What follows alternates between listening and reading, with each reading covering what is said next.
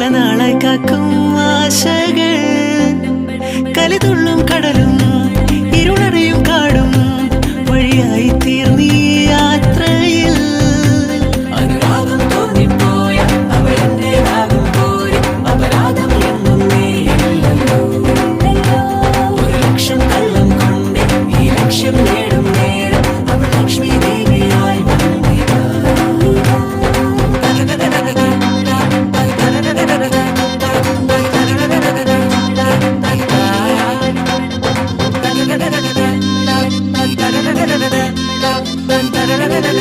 Bye.